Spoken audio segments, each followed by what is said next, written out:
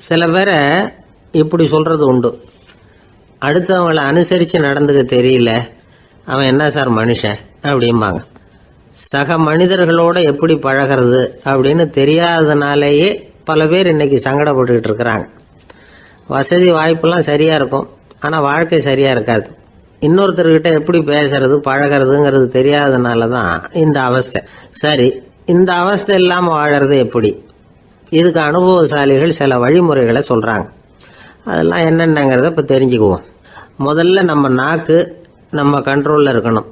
வார்த்தைகளை கொட்டி விட்டு அதுக்கப்புறம் அள்ள முடியாமல் கிடந்து கஷ்டப்படக்கூடாது. எப்படி பேசுகிறோங்கிறதும் முக்கியம், பேசுகிறப்ப எப்படி முகத்தை வச்சிருக்கிறோங்கிறதும் முக்கியம். அன்பாக பேசினாலும் நல்லா இருக்கும். அப்படி பேசுகிறப்ப ஆதரவாக அவர் தோள் மேலே ஒரு கையை போட்டுக்கிட்டு பேசினா இன்னமும் நல்லா இருக்கும். ரெண்டாவது விஷயம், இன்னொருத்தர்கிட்ட பேசுகிறப்ப வாக்குறுதிகளை அள்ளி வீசக்கூடாது. கொடுக்குற வாக்குறுதி குறைச்சலாக இருக்கணும். அப்படி கொடுத்த வாக்குறுதியை கண்டிப்பாக நிறைவேற்றணும். நாம் ஒருத்தரை பாராட்டுறோம் அல்லது அவரை பற்றி அபிப்பிராயம் சொல்கிறோம்னா அது ஆக்கப்பூர்வமாக இருக்கணும்.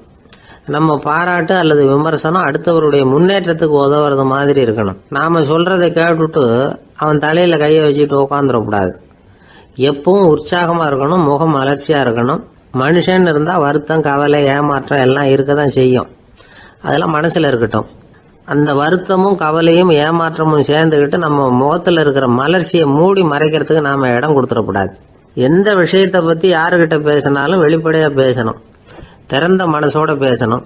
மூடி மறைச்சி முன்னு முழுங்கிக்கிட்டு இருக்கக்கூடாது. இன்னொருத்தர்கிட்ட பேசுகிறப்போ விவாதம் பண்ணுங்க, அது தப்பு இல்லை.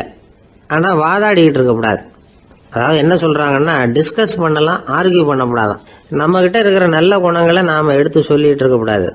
அந்த நல்ல குணங்களே நம்மளை பற்றி எடுத்து சொல்லணும், அது மாதிரி நடந்துக்கணும். அதே மாதிரி அடுத்தவங்க கிட்ட உள்ள கெட்ட குணங்களை பற்றி அவசியம் இல்லாமல் நாம் பேச வேண்டியதில்லை. உங்களை பற்றி யாராவது தப்பாக பேசுகிறாங்களா, அப்படி அவங்க பேசுகிறதுல உண்மை இல்லையா அப்படின்னா அதை நீங்கள் பொருட்படுத்த வேண்டியதில்லை, விட்டுடலாம். அது தானாக போயிடும். ஒரு 4-5 பேரோட பேசிக்கிட்டு இருந்தீங்கன்னா எல்லாருக்கும் முக்கியத்துவம் கொடுங்க, யாரையும் அலட்சியப்படுத்தாதீங்க. தமாஷா பேசலாம், ஆனால் அவங்க தமாஷ் அடுத்தவங்களை கேலி பண்ணுறதா இருக்கக்கூடாது. நமக்கு கிடைக்க வேண்டியது கிடைக்கலையே அப்படிங்கிற தவிப்பு நம்மகிட்ட இருக்கக்கூடாது, அது தேவையில்லை. உங்கள் செயல்பாடுகள் தெளிவாக இருக்கட்டும், பாராட்டு தானாக அவங்கள தேடிட்டு வரும். இன்னொரு மனுஷனுடைய மனசில் கௌரவமான ஒரு இடத்த பிடிக்கணும்னா நாம் இந்த குணத்தையெல்லாம் நம்மகிட்ட வளர்த்துக்கணும். இதெல்லாம் அனுபவசாலிகள் சொல்லியிருக்கிற குறிப்புகள். இந்த குறிப்புகளை சரியாக புரிஞ்சுக்கணும், அது முக்கியம். தப்பாக புரிஞ்சுக்கிட்டா என்ன ஆகும் தெரியுமா? இதை கேளுங்க. ஒருத்தர் வந்தார், சார் அடுத்தவங்க தோள் மேலே கையை போட்டுக்கிட்டு அன்பாக பேசணும்னு சொன்னீங்க, அப்படிதான் பேசினேன். அவர் முதுக கூட தட்டி கொடுத்தேன், என் வேலை போயிட்டுது சார், வீட்டுக்கு அனுப்பிச்சிட்டாங்க அப்படின்னார். யாருக்கிட்ட அப்படி பேசுனீங்கன்னு கேட்டோம். என் முதலாளிகிட்ட சார் அப்படிங்கிறார் ரொம்ப சோகமா. ஒரு சின்ன பையன் வந்தான், அவனை பார்த்து ஒரு கேள்வி கேட்டோம். ஏன்ப்பா உங்கள் வீட்டில் அம்மா புத்திசாலியா அப்பா புத்திசாலியா அப்படின்னு. அவன் அலட்சியமாக நம்மளை பார்த்து சிரிக்கிறான். என்ன சார் இது, இந்த காலத்தில் இது கூட தெரியாமல் இருக்கிறீங்களே அப்படிங்கிறான். ஒரு சின்ன பையன் நம்மளை பார்த்து இப்படி கேட்டு விட்டானே அப்படின்னு நினைக்கிறப்போ நமக்கு ஒரு மாதிரி ஆகிடும். அதுக்கப்புறம்தான் இந்த தாத்தா பாட்டிலாம் சொல்கிற ஒரு கதை ஞாபகத்துக்கு வந்தது. அது என்ன கதை தெரியுமா? ஒரு ஊரில் ஒரு அம்மாவும் பிள்ளையும் இருந்தாங்களாம். அந்த மகனுக்கு திடீர்னு தேசாந்திரம் போய் வரணும்னு ஆசை வந்துட்டுது. ஊராக போய் சுற்றி பார்க்கணுங்கிற ஆசை. அந்த அம்மாவுக்கு இது பிடிக்கல. மகனை பிரிஞ்சு இருக்கிறதுக்கு அவங்க மனசு இடம் கொடுக்கல. வேணாப்பான்னு சொல்லி பார்த்தாங்க, அவன் கேட்கல. திடீர்னு புறப்படவும் செஞ்சுட்டான். சரி, இனிமேல் அவனை தடுக்க முடியாதுன்னு முடிவு பண்ணிக்கிட்டாங்க அந்த அம்மா. இருந்தாலும் புத்திசாலித்தனமாக ஒரு யோசனை பண்ணாங்க. மகனை கிட்டத்தில் கூப்பிட்டாங்க, அவங்ககிட்ட சொன்னாங்க, இதை பாருப்பா, நீ தேசாந்திரம் போகிறதுன்னு தீர்மானம் பண்ணிவிட்ட, அதை நான் தடுக்கலை, போயிட்டு வந்துடும். ஆனால் போகிறதுக்கு முன்னாடி எனக்கு ஒரு வாக்குறுதி கொடுத்துட்டு போ அப்படின்னாங்க. போகிறப்போ ராத்திரியாக இருந்தாலும் பகலாக இருந்தாலும் சரி புளிய மரத்து நிழலில் தான் தங்கணும். திரும்பி வர்றப்போ இரவும் பகலும் நீ வேப்ப மரத்து நிழல்லே தங்கணும் அப்படின்னாங்க. சரி அப்படியே செய்கிறேன்னு சொல்லி வாக்குறுதி கொடுத்தான் பையன். புறப்பட்டு போனான். போகிற வழியில் புளிய மரத்து நிழல்லே தங்கினான், தூங்கினான். அப்படி போய்கிட்டே இருந்தான். 7ஆவது நாள் அவன் உடம்பு சுகமில்லாமல் போயிட்டுது. ரொம்பவும் பலவீனமாயிட்டான். இனிமேல் நடக்க முடியாதுங்கிற நிலைமை வந்துட்டுது. யோசிச்சு பார்த்தான், சரி இதுக்கு மேலே போக வேண்டாம் அப்படின்னு முடிவு பண்ணிட்டு திரும்பி வர ஆரம்பிச்சிட்டான். திரும்பி வர்றப்போ வழியில் வேப்ப மரத்து நிழலையே தங்கி தங்கி வந்தான். நாளுக்கு நாள் உடம்பு சரியாக வந்துட்டுது. 7வது நாள் வீட்டுக்கு வந்து சேர்றான். உடம்பு பழையபடியே கலகலப்பாயிட்டுது. பூரண சுகம். தேசாந்திரம் போன பையன் திரும்பி வந்துட்டானே அப்படின்னு அந்த அம்மா ஆச்சரியப்படலை. ஏன்னா அவங்களுக்கு தெரியும் இப்படி ஆகும்னு. பையன் சீக்கிரமாக திரும்பி வரணுங்கிறதுக்காக தான் அவங்க அந்த யோசனையை சொன்னாங்க. என்ன விஷயங்கிறதையும் அவங்களே சொன்னாங்க. மகனே, புளிய மரத்து நிழல் உடம்புக்கு உஷ்ணத்தை கொடுக்கும், சீக்கம் உண்டாக்கும். அதனால் நீ தொடர்ந்து புளிய மரத்து நிழலில் தங்கினாவே நோய்க்கு ஆளாயிட்ட. அதனால் பயணத்தை முடிச்சுக்கிட்டு திரும்பி வரணுங்கிற முடிவுக்கு வந்துட்ட. திரும்பி வர்றப்போ நீ தங்கினது வேப்ப மரத்து நிழல். அது உடம்புக்கு குளிர்ச்சியை தரக்கூடியது, நோயை தீர்க்கக்கூடியது. அதனால் சுகமாக வீட்டுக்கு சேர்ந்துட்ட. உன்னோட தேசாந்திர பயணத்தை தடுக்கிறதுக்காக தான் இப்படி பண்ணினேன் அப்படின்னாங்களாம் அந்த அம்மா. பார்த்தீங்களா அம்மாவோட புத்திசாலித்தனத்தை? அப்பாவாக இருந்தால் இப்படியா பண்ணுவார்? ஒரு அப்பா பையன்கிட்ட 10 ரூபா கொடுத்து இதை எடுத்துக்கிட்டு அடுத்த ஊருக்கு போய் அங்கே இருக்கிற மாமா கிட்ட இதை கொடுத்துட்டு வாடா, வழியில் எங்கேயாவது மரத்தடியில் படுத்து தூங்கி விடாதே அப்படின்னு எச்சரிக்கை பண்ணி அனுப்புனாராம். பையனுக்கு எச்சரிக்கையாக வாழறது எப்படிங்கிறத கற்றுக் கொடுக்கறதுக்காக இப்படி பண்ணார். அவன் பணத்தை வாங்கிட்டு போனான். அப்பா சொன்னதை மறந்துட்டு ஒரு மரத்தடியில் படுத்து தூங்கிட்டான். அவனுக்கு தெரியாமல் அவன் பின்னாடியே போன அப்பா அவன் கையில் இருந்த அந்த 10 ரூபாயை நைஸாக எடுத்துகிட்டு வந்துட்டார். அவன் பையில் தானே வச்சுருந்தான், அது தெரியாமல் எடுத்துகிட்டு வந்துட்டார். அவன் தூங்கிக்கிட்டு இருக்கான். எடுத்துகிட்டு ஒரு மறுபடியும் வீட்டுக்கு வந்துட்டார். பையன் முழிச்சுக்கிட்டு பையை தடவி பார்க்குறான், பணத்தை காணும். அழுதுகிட்டே திரும்பி வந்தான். அப்பா கிட்ட விஷயத்த சொன்னான். அப்பா சிரிச்சுக்கிட்டே சொன்னார், அதுக்கு தான்ப்பா ஆரம்பத்திலேயே எச்சரிக்கை பண்ணினேன், இனிமேலாவது நீ ஜாக்கிரதையாக இருக்கணும் அப்படிங்கிறதுக்காக தான் இப்படி பண்ணினேன். அந்த பணம் எங்கேயும் போயிடல, நான் தான் அதை உனக்கு தெரியாமல் எடுத்து வச்சிருக்கிறேன். இதோ பாரு அப்படின்னு சொல்லிக்கிட்டு சைடு பாக்கெட்டில் கையை விட்டா அது ஓட்டையாக இருக்குது. அதை எவனோ ஏற்கனவே கத்திரிச்சு எடுத்துகிட்டு போயிட்டான். இப்போ அப்பா முகத்தில் அசடு வழிஞ்சுதான். ஒரு ஆள் இருந்தான், நிறைய பணம் சம்பாதிச்சான். ஆனால் செலவு பண்ண மனசு வரல, கருமி. அவன் என்ன பண்ணா, சேர்த்த பணம் பூராவையும் ஒரு மரத்தடியில் புதைச்சி வச்சுருந்தான். வாரத்துக்கு ஒரு தடவை அந்த மரத்தடிக்கு வருவான். புதைச்ச இடத்த ஆவலோடு பார்த்துக்கிட்டு இருப்பான். அதுக்கப்புறம் போயிடுவான். அவ்வளவுதான். ஒரு நாள் ஒரு திருடன் வந்தான். இவன் புதைச்சி வச்சுருந்ததெல்லாம் எடுத்துகிட்டு போட்டான். இது தெரிஞ்சு போச்சு. அந்த கருமி புலம்ப ஆரம்பிச்சிட்டான். இவன் புலம்பலை கேட்டதும் அக்கம் பக்கத்தில் இருந்தவங்கெல்லாம் ஓடி வந்தாங்க. என்ன விஷயம்னு விசாரித்தாங்க. இவன் சொன்னான். ஒரு பெரியவர் கேட்டார், ஏப்பா வாரம் இந்த இடத்த பார்க்கறதாக சொன்னியே, எப்போவாவது இதில் இருக்கிற பணத்தை எடுத்து செலவு பண்ணியிருக்கியா அப்படின்னு கேட்டார். நான் அப்பப்போ அதை பார்க்கறது தான் வழக்கம், அதை தொட்டதே இல்லைன்னு அவன். சரி அப்படின்னா இப்போவும் நீ அதே மாதிரி வாரம் ஒரு தடவை இந்த இடத்த பார்த்துட்டு போகலாமே அப்படின்னாராம் அந்த பெரியவர். அதுவும் சரிதானே, எவ்வளவு காலமானாலும் அவன் அந்த பணத்தை எடுத்து செலவு பண்ண போகிறதில்ல. அப்படி இருக்கிறப்ப உள்ளே பணம் இருந்தாலும் ஒன்று தான், இல்லாமல் போனாலும் ஒன்று தான். இதிலிருந்து என்ன புரியுதுன்னா, ஒருத்தர்கிட்ட இருக்கிற பணத்தை கொண்டு அவர் பணக்காரரா ஏழையா அப்படின்னு முடிவு செய்கிறது சரியில்லை. அந்த செல்வத்தை அனுபவிக்கிற திறன், பயன்படுத்துகிற திறன், அதை வச்சு தான் அவர் ஏழையா பணக்காரரா அப்படிங்கிறத நிர்ணயம் பண்ணணும். அதுதான் சரி. செலவு பண்ண தெரியாதவன் சேகரம் பண்ணிகிட்டே இருக்கிறதுனால என்ன பிரயோஜனம்? தலைமுடியே இல்லாதவன் தாராளமாக சீப்புகளை வாங்கி சேகரம் பண்ணுறது மாதிரி தானே இது. சில சமயம் செலவு பண்ண நாம் தயாராக இருந்தால் கூட அந்த செல்வம் நமக்கு பயன்படுறதில்ல. அரேபியாவில் ஒரு நகை வியாபாரி விலை உயர்ந்த முத்துக்களை எல்லாம் அவர் வச்சு வியாபாரம் பண்ணிகிட்டு இருந்தார். அவர் ஒரு சமயம் ஒரு பாலைவனம் வழியாக போயிட்டு இருக்கிறார் ஒட்டகத்தில். அப்போ திடீர்னு கடுமையான புயல் வீச ஆரம்பிச்சுட்டுது. திசை தவறி இவர் எங்கேயோ வந்துட்டார். கூட வந்தவங்களையும் காணலை, எங்கே போனாங்களோ தெரியல. இவர் ரொம்ப பயந்து போய் அங்கேயும் எங்கேயுமா அலைஞ்சு தெரிகிறார். வழியே தெரியல. பசி கடுமையாயிட்டுது. ஒட்டகத்து முதுகில் ஒரு மூட்டை இருந்தது. அதை பிரித்து பார்த்தார். உள்ளே ஏதாவது இருக்கான்னு தேடி பார்க்குறார்.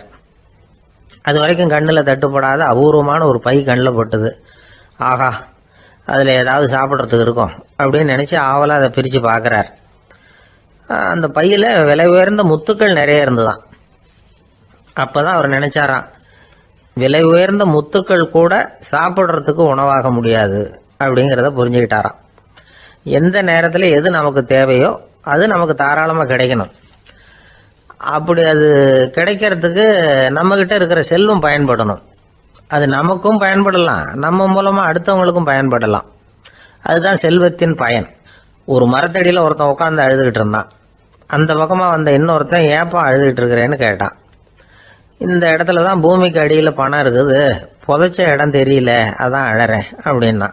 நல்லா ஞாபகப்படுத்தி பாரு, எந்த இடத்துல புதைச்ச அப்படின்னு கேட்டான் இவன். அது எப்படி எனக்கு தெரியும், புதைச்சி வச்சிருக்கிறவன் நான் இல்லையே, எங்க எழுத்து வீட்டுக்காரன் அப்படின்னானா இவன். ஒரு பல்கலைக்கழகம், அங்க ஒரு இலக்கிய பேராசிரியர், அவர் பாடம் நடத்திக்கிட்டு இருந்தார். ராபர்ட் பிரவுனிங் எழுதிய கவிதைகளை பத்தி சொல்லிட்டு இருக்கிறார். மாணவர்களும் ரொம்ப அக்கறையா அதை கேட்டுக்கிட்டு இருக்கிறாங்க. ஒரு குறிப்பிட்ட கவிதையை பத்தி சொல்லும் பொழுது அந்த பேராசிரியருக்கே ஒரு சந்தேகம். அதாவது அந்த கவிதையின் சரியான அர்த்தம் என்னங்கிறதுல சந்தேகம். பேராசிரியர் யோசனை பண்ணார். அந்த கவிதையை முழுசா புரிஞ்சுக்க முடியல. அதனால மாணவர்களை பார்த்து சொன்னார், மாணவர்களே, ஒரு நாள் பொறுத்துங்க, இந்த கவிதையை எழுதின கவிஞர் எங்க வீட்டுக்கு பக்கத்துல தான் இருக்கிறார். இன்னைக்கு சாயந்தரம் நான் அவரை நேரிலேயே போய் பார்க்கறேன். பார்த்து இதுக்கு என்னங்க அர்த்தம்னு கேட்டுட்டு வந்துடுறேன். அதுக்கப்புறம் உங்ககிட்ட சொல்றேன் அப்படின்னாராம். அன்னைக்கு சாயந்தரமே அந்த பேராசிரியர் கவிஞரை தேடிட்டு போயிட்டார். கவிஞர் அவங்க வீட்டுல அவர் பாட்டு உட்காந்துருந்தாராம். இவர் போய் அவர் முன்னாடி உட்கார்ந்தார். அப்புறம் கேட்டார், ஐயா, அந்த கவிதையின் முழு பொருள் என்னன்னு தெரிஞ்சுட்டு போறதுக்காக வந்திருக்கிறேன் அப்படின்னாராம். எந்த கவிதை அப்படின்னாராம் அவரு. இவர் அந்த கவிதையை சொல்லியிருக்கார். கவிஞர் கொஞ்சம் யோசனை பண்ணிவிட்டு அப்புறம் சொன்னாராம், பேராசிரியரே, நீங்க கொஞ்சம் தாமதமா வந்துட்டீங்கன்னாராம். இவருக்கு ஒன்றும் புரியல. நீங்க என்ன சொல்றீங்க, நான் தாமதமா வந்துட்டேன்னா? நீங்க தான் உயிரோடு இருக்கிறீங்களே, அப்படி இருக்கும்பொழுது நான் தாமதமா வந்துட்டேன்னா அது எப்படி அப்படின்னு இவர் குழம்பி இருக்கிறார். இப்ப கவிஞர் சொன்னாராம், ஐயா, நான் உயிரோடு இருக்கிறேனா இல்லையாங்கிறது முக்கியம் இல்லை. நான் அந்த கவிதை வரிகளை எழுதினப்போ 2 பேருக்கு அதோட அர்த்தம் தெரிஞ்சிருந்தது. இப்போ ஒரே ஒருத்தருக்கு தான் அதோட அர்த்தம் தெரியும் அப்படின்னாராம். பேராசிரியர் யோசனை பண்ணியிருக்கார். அப்படின்னா அந்த ஒருத்தர் கவிஞர் ராபர்ட் பிரவுனிங்கை தவிர வேற யாரா இருக்க முடியும்? இவர் தான் அப்படிங்கிறத அவர் மனசுல நினைச்சுக்கிட்டார். அதனால சொன்னார், ஐயா, நான் தாமதமா வரல, அந்த கவிதையின் பொருள் என்ன அது சொல்லுங்கன்னார். பேராசிரியரே, நான் சொல்றது உங்களுக்கு புரியலன்னு நினைக்கிறேன். நான் இந்த வரிகளை எழுதினப்போ 2 பேருக்கு அதோட அர்த்தம் தெரிஞ்சிருந்தது. அந்த 2 பேர் யாருன்னா, ஒருத்தர் ராபர்ட் பிரவுனிங், அதாவது நான், இன்னொருத்தர் கடவுள். இப்போ அது கடவுளுக்கு மட்டும்தான் தெரியும். நானே இதை பத்தி பல தடவை யோசனை பண்ணி பார்த்தேன். இது ரொம்ப அழகானது, ஆனாலும் ரொம்ப வழுக்கலானது. அதை பிடிச்சிட்டோம்னு நினைச்சிட்டு இருக்கும் பொழுதே காத்து மாதிரி அது உங்ககிட்ட இருந்து ஓடி போயிடுது. எனக்கு ரொம்பவும் வருத்தமா தான் இருக்குது. நிச்சயமா நான் தான் இந்த வரிகளை எழுதியிருக்கிறேன். அதுல அர்த்தம் இருக்குங்கிறது எனக்கு தெரியும், அதை நான் உணர்றேன். ஆனா நீங்க என்ன மன்னிக்கணும், எனக்கே கூட அதை என்னால விளக்க முடியல. அப்படி இருக்கும் பொழுது உங்களுக்கு எப்படி அதை நான் விளக்க முடியும் அப்படின்னாரா அந்த கவிஞர். அனுபவிக்கப்படக்கூடிய எல்லாமே விளக்கப்படக்கூடிய ஒன்றல்ல, விளக்கப்படும் எல்லாமே அனுபவிக்கப்படக்கூடிய ஒன்றல்ல அப்படிங்கிறது ஞானிகளுடைய கருத்து. அதுக்காக தான் அந்த சம்பவம். வாழ்க்கையில் நீங்கள் தொடர்ந்து ஆய்வு செய்து கொண்டே இருக்கக்கூடிய விளக்கங்களை ஒருபோதும் அடைய முடியாத பரிமாணங்கள் இருக்கிறதுனால தான் அது அலுப்பு தட்டாமல் இருக்குது. உங்களால் நிறைய அனுபவிக்க முடியும், இருந்தாலும் நீங்கள் அனுபவித்து அறிந்த விஷயங்கள் கூட வார்த்தைகளால் விளக்கப்பட முடிவதில்லை அப்படிங்கிறது பெரியோர் சிந்தனை. இதெல்லாம் ஒரு பக்கம் இருக்கட்டும். நமக்கு தெரிஞ்ச பேராசிரியர் ஒருத்தர் 1 மணி நேரம் ரொம்ப விவரமா வகுப்பு எடுத்தார். கடைசியா சொன்னார், மாணவர்களே, ரொம்பவும் எளிமையா விளக்கமா எல்லா விவரமும் சொல்லியிருக்கிறேன். அதனால இதுல உங்களுக்கு சந்தேகம் வர்றதுக்கு வாய்ப்பே இல்லை. இருந்தாலும் கேட்க வேண்டிய கடமை கேட்கிறேன். இது வரைக்கும் நடத்தினதுல யாருக்காவது ஏதாவது சந்தேகம் உண்டா அப்படின்னு கேட்டாராம். எனக்கு ஒரே ஒரு சந்தேகம் தான் சார் அப்படின்னு எழுந்திரிச்சு நிக்கிறான் ஒருத்தன். என்னன்னு கேட்டாராம். இது வரைக்கும் நீங்க என்ன பாடம் சார் நடத்துனீங்க அப்படின்னானா அவன். பந்திக்கு முந்தர ஆசாமிகள் நம்மள பல பேர் உண்டு. அப்படி முந்தறதுக்கு கூட முயற்சி பண்றவங்க நிறைய பேர் இருக்கிறாங்க. இதுல என்ன ஒரு விஷயம்னா, பந்திக்கு முந்தறது கூட தப்பு இல்லை. ஆனா அப்படி ஒரு விருந்துல ஆளா போய் உட்காந்து சாப்பிட்டா கூட வெளியில வர்றப்ப என்ன பெரிய விருந்து வச்சுட்டான், சாம்பார்ல உப்பு இல்லை, ரசத்துல காரம் இல்லை அப்படின்னு குறை சொல்லிட்டே வர்றது இருக்கு பாருங்க. அது சரியில்லை, நாகரிகமும் இல்லை.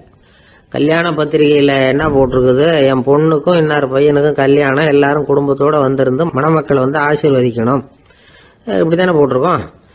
குடும்பத்தோட விருந்து சாப்பிட்டு சாப்பாடு எப்படி இருக்குன்னு அபிப்பிராயம் சொல்லிவிட்டு போங்க அப்படின்னா போட்டிருக்கு கல்யாண பத்திரிகையில. ஒருத்தர் வீட்டு விசேஷத்துக்கு போயிருக்கோம்னா எவ்வளவோ அசௌகரியங்கள் நமக்கு ஏற்படலாம். ஏராளமான கூட்டம் வந்திருக்கும். எல்லாரையும் அவங்க தனித்தனியாக கவனிச்சுக்கிட்டு இருக்க முடியாது. நாம தான் அனுசரித்து நடந்துக்கணும். நாமளா போய் வாழ்த்த வேண்டியவங்களை வாழ்த்தி விட்டு சேரணும். அதை விட்டுட்டு பத்திரிக்கை கொடுத்தானேன்னு போனேன், கவனிப்பே சரியில்லை அப்படின்னு புலம்பிக்கிட்டு இருக்கக்கூடாது. ஒரு விருந்துக்கு போனால் அங்கே எப்படி நடந்துக்கணும் அப்படிங்கிறத பற்றி கூட அனுபவசாலிகள் சில விவரங்கள்லாம் சொல்லியிருக்கிறாங்க. இந்த காலத்தில் கல்யாணம், பிறந்த நாள், அது இதுன்னு நிறைய விருந்துகள் நடக்குது. அதெல்லாம் எதுக்காக? மனித உறவுகளை வளர்த்துக்கிறதுக்காக தான், வேற எதுக்கு? ஒரு விருந்துக்கு போனால் அமைதியாக பொறுமையாக போய் உக்காரணும். அடித்து பிடிச்சிக்கிட்டு இடத்த பிடிக்க போகிறேன் அப்படின்னு நிற்கக்கூடாது. முதல் பந்தி நடந்துக்கிட்டு இருந்தால் அது முடிஞ்சு இலை எடுத்து சுத்தம் பண்ணதுக்கு அப்புறம் போய் உட்கார்றது தான் நாகரீகம். இலை எடுக்கிறதுக்கு முன்னாடியே அங்கே போய் உட்காந்தா நல்லா இருக்காது. நீங்கள் சாப்பிட்டுட்டு உட்காந்துருக்கீங்களா, சாப்பிட்றதுக்கு உட்காந்துருக்கீங்களா, பார்க்குறவங்களுக்கு சந்தேகம் வந்துடும். அதே மாதிரி இலையில எல்லா ஐட்டமும் பரிமாறினதுக்கு அப்புறம் சாப்பிட ஆரம்பிக்கணும்.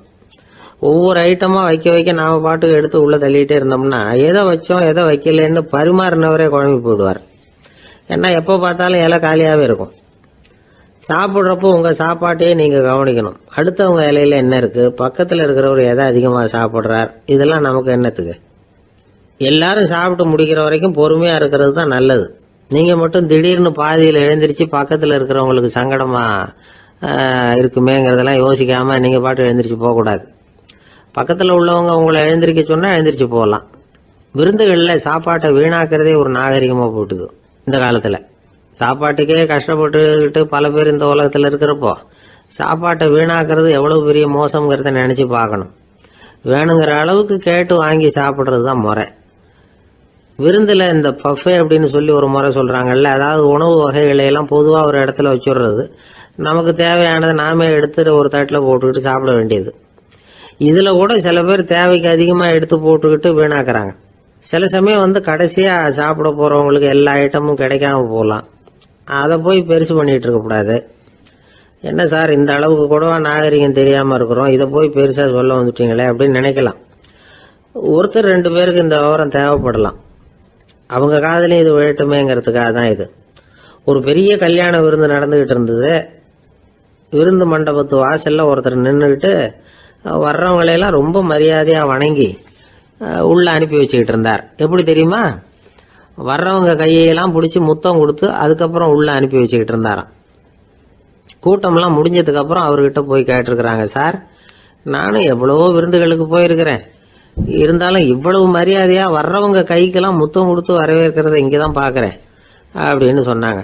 அதுக்கு அவர் சொன்னார், அட போங்க சார், நான் முத்தம் கொடுக்கல, முந்தின பந்திக்கு சாப்பிட்டவங்களே அடுத்த பந்திக்கும் வர்றாங்களான்னு மோந்து பார்த்து அனுப்பி வச்சுக்கிட்டு இருந்தேன் அப்படின்னார்.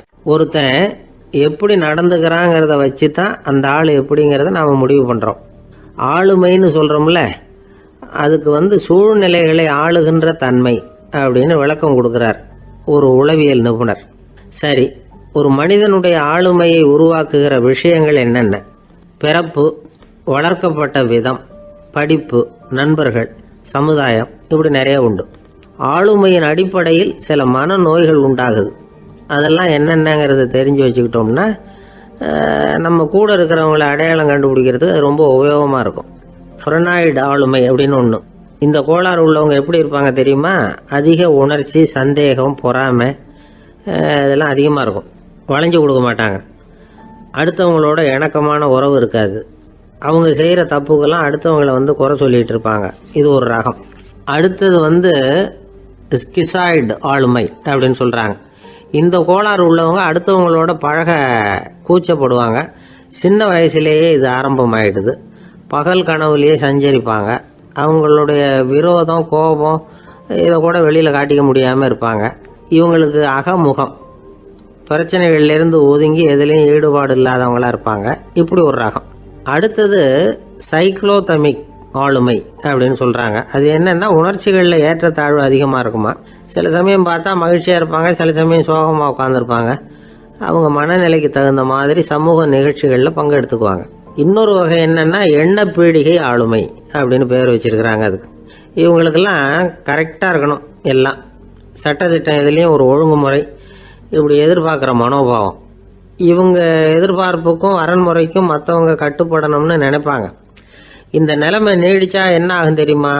அலைக்கழிக்கிற எண்ணங்கள் திரும்ப திரும்ப ஒரே செயலை செய்ய தூண்டுற மன தளர்ச்சிக்கு ஆளாயிடுறாங்க.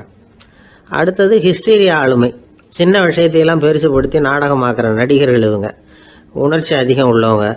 இவங்க மன எழுச்சியில் பக்குவமின்மை, குழந்தைத்தனம், முதிர்ச்சியின்மை எல்லாம் இருக்கும். தன்னலம் மிக்க குணம். பிறர் தன்னை மட்டுமே கவனிக்கணும்னு நினச்சி செயல்படுறது, இதெல்லாம் இவங்க அடையாளம். அடுத்த ரகம் எப்படின்னா வளர்ச்சியற்ற ஆளுமைன்னு சொல்கிறாங்க.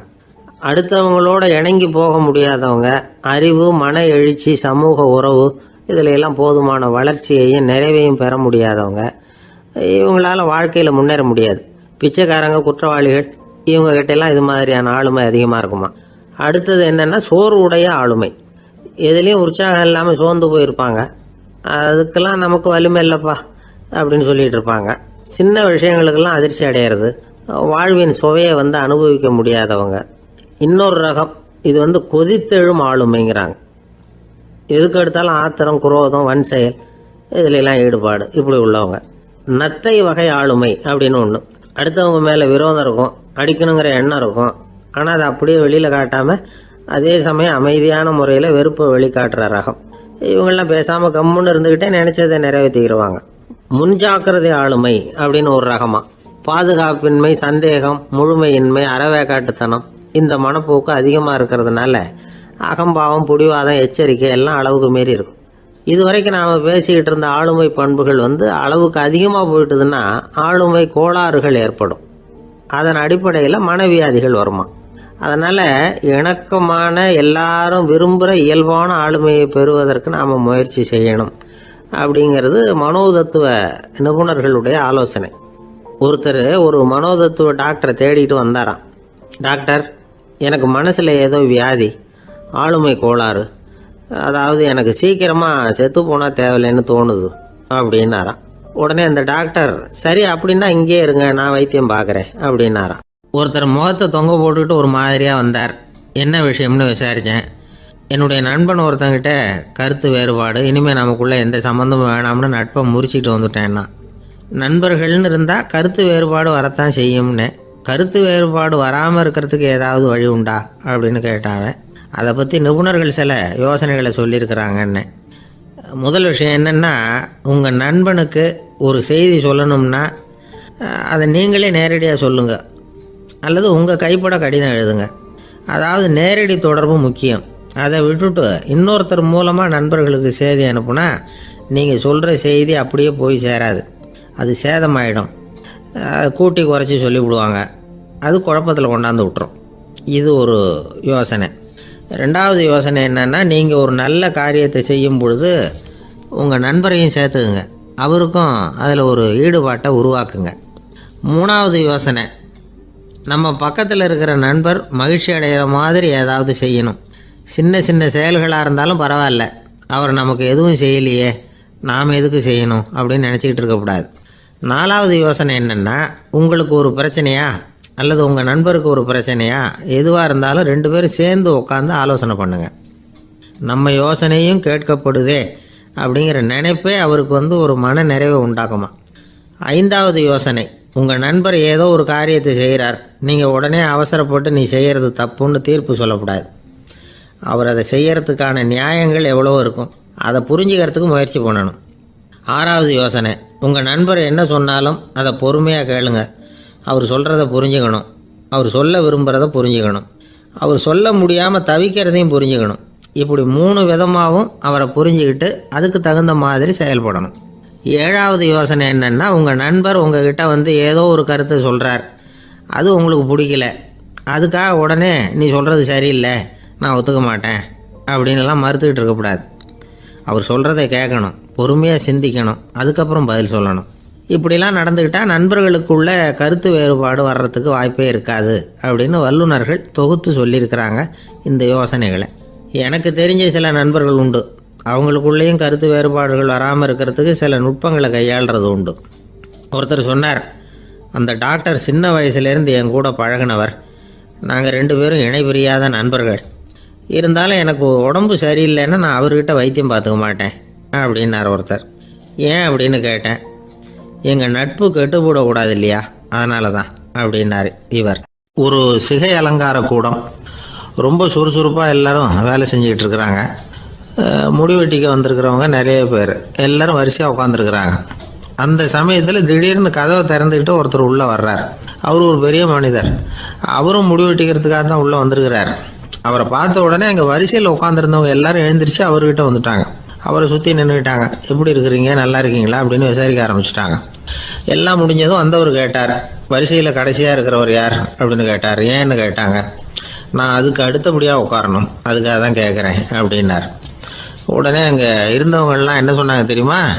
நீங்கள் வரிசையில் காத்திருக்கக்கூடாது, நீங்கள் அரசாங்கத்தின் தலைவர், உங்களுக்கு நேரம் முக்கியம், அதனால் நீங்கள் முன்னாடி போங்க அப்படின்னு சொன்னாங்க. ஆனால் அதை அவர் கேட்கல. தோழர்களே, உங்களுடைய கருத்துக்கு ரொம்ப நன்றி. எல்லாரும் வரிசையாக தான் வரணும், அதுதான் முறை. வரிசையில் வரணுங்கிற நடைமுறையை நானும் பின்பற்ற விரும்புகிறேன். நாம் எல்லாரும் சமமானவர்கள் அப்படின்னார். இப்படி சொல்லிவிட்டு வரிசையில் கடைசியாக இருந்த ஒரு நாற்காலியில் போய் உட்காந்துக்கிட்டார். தன் சட்டை பையில் இருந்த ஒரு செய்தித்தாளை எடுத்தார், படிக்க ஆரம்பிச்சிட்டார். ஆனால் அங்கே இருந்தவங்களால இதை பார்த்துக்கிட்டு சும்மா இருக்க முடியல. ஒருத்தர் எழுந்திரிச்சு வந்தார். ஐயா, இப்போ என்னுடைய முறை வந்திருக்குது, நான் தான் போக வேண்டிய முறை. உங்களை இங்கே காத்திருக்க வைக்கிறத விட ஒரு 5 ஆண்டுகளுக்கு கூட நான் முடிவெட்டிக்காமே இருந்துட முடியும் அப்படின்னார். அவர் மறுபடியும் சொன்னார், ஐயா, நீங்கள் வரிசை முறையை தாண்டி போக விருப்பப்படல, சரி, ஆனால் என்னுடைய முறையை மாற்றி கொடுக்கறதுக்கு எனக்கு முழு உரிமை இருக்குது. இதுக்கு பதிலாக உங்களுடைய கடைசி இடத்த நான் எடுத்துக்கிறேன், இதை நீங்கள் மறுக்க முடியாதுன்னார். அங்கே இருந்த மற்றவங்களும் இதை ஒரு மனசாக வற்புறுத்த ஆரம்பிச்சிட்டாங்க. அந்த பெரிய மனிதர் பார்த்தார், சரின்னு கடைசியாக ஒத்துக்கிட்டார். அவர் யார் தெரியுமா? அவர் தான் மாவீரர் லெனின். ரஷ்யாவில் கிரெம்ளின் சிகை அலங்கார கூடத்தில் தான் இது நடந்தது. எல்லாரும் இந்நாட்டு மன்னர்கள்னு வாயளவில் பேசுறதுல என்ன பிரயோஜனம்?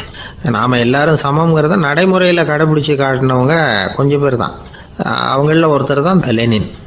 வரிசையில் நின்று வர்றதுங்கிறது ஒரு சிறந்த பண்பு, உயர்ந்த பண்பு.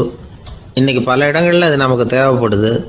ஒரு ரேஷன் கடை வாசல், கடை திறக்கிறதுக்கு முன்னாடியே எல்லாரும் வரிசையில் நின்றுட்டாங்க. கடைசியாக வந்த ஒருத்தர் கியூவில் முன்னாடி போகிறதுக்கு முயற்சி பண்ணுறார். ஏற்கனவே நின்றுட்டு இருக்கிறவங்க அவரை முன்னாடி போகிறதுக்கு விட மாட்டேங்கிறாங்க. கடைசியாக போய் நில்லையா அப்படின்னு எல்லாரும் கத்துறாங்க. அதான் அவர் காதில் வாங்கலை. முண்டி அடிச்சுக்கிட்டு முன்னாடி போகிறதுக்கே முயற்சி பண்ணிகிட்டு இருக்கிறார். எல்லாரும் சேர்ந்து அவரை வலுக்கட்டாயமாக இழுத்து கொண்டாந்து பின்னாடி கொண்டு போய் நிறுத்திவிட்டாங்க. நிறுத்திவிட்டு சொன்னாங்க, இதை பாருப்பா, நாங்கள் இருக்கிற வரைக்கும் நீங்கள் முன்னாடி போய் எதையும் வாங்க முடியாது, தெரிஞ்சுக்கோ அப்படின்னாங்க. இப்போ அந்த ஆள் சொன்னாராம், நான் இங்கே பின்னாடி நிற்கிற வரைக்கும் நீங்களும் எதுவும் வாங்க முடியாது அப்படின்னாராம். ஏன்னு கேட்டிருக்கிறாங்க. நான் தான் அந்த கடையை திறக்க வேண்டிய ஆள் அப்படின்னா. ஒருத்தர் ஒரு தவறு செஞ்சு விடுறாருன்னு வச்சுக்கோங்க. உடனே நீ செஞ்சது தவறு அப்படின்னு சொல்கிறது ஒரு வகை. அதுக்கு பதிலாக எது சரின்னு அவர் புரிந்து கொள்ள உதவி செய்கிறது இன்னொரு வகை. இந்த 2வது வகை இருக்குது பாருங்கள், நிர்வாக இயலில் இது ரொம்ப முக்கியம். அலுவலகத்தில் வேலை பார்க்குற ஒருத்தர் முக்கியமாக தெரிஞ்சுக்க வேண்டியது என்ன தெரியுமா?